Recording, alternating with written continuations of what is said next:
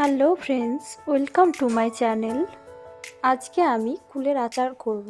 তার জন্য কুলটা আমি ছাড়িয়ে নিচ্ছি।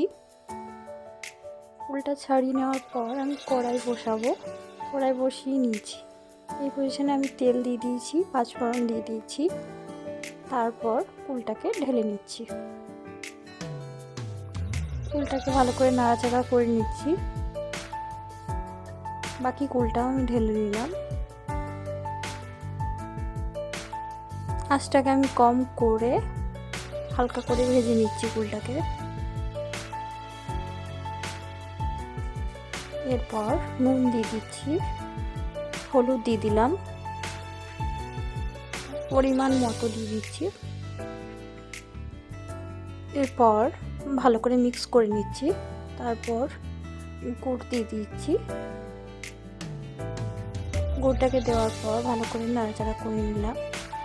আমি লো আছে এটাকে করছি, নাহলে পুড়ে যাওয়ার চান্স থাকে, তাই লো আছে করছি এটাকে। অনেকটাই হয়ে এসছে, গুড়টা গলে এসছে অনেকটাই। এরপর ঢাকাটা দিয়ে ঢাকাটা খুলে নিলাম। এরপর ভালো করে আমি নেড়ে নিচ্ছি। তোমরা ভুলেও কুলে আচার যখন করবে তখন জল দেবে না, জল দিলে কুলের আচারটা বেশি দিন থাকবে না। আমার অনেকটাই হয়ে এসছে আচারটা। এর সময় আমি মশলাটা দিয়ে দেবো, যেটা আমি বাড়িতে বানিয়েছি।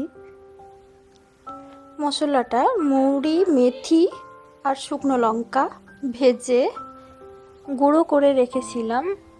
ওই মশলাটাই আমি এটাতে ব্যবহার করব। তো তোমরাও যখন আচার করবে তখন ওই মশলাটা রেডি করে রাখবে আগে থেকে। এই পজিশনে আমি মশলাটা 2 চামচ দিয়ে দিলাম। এরপর ভালো করে নেড়ে চেড়ে আমি ঠান্ডা হতে দেব। যদি আমার ভিডিওটি ভালো লাগে তাহলে লাইক আর সাবস্ক্রাইব করতে ভুলবে না কিন্তু।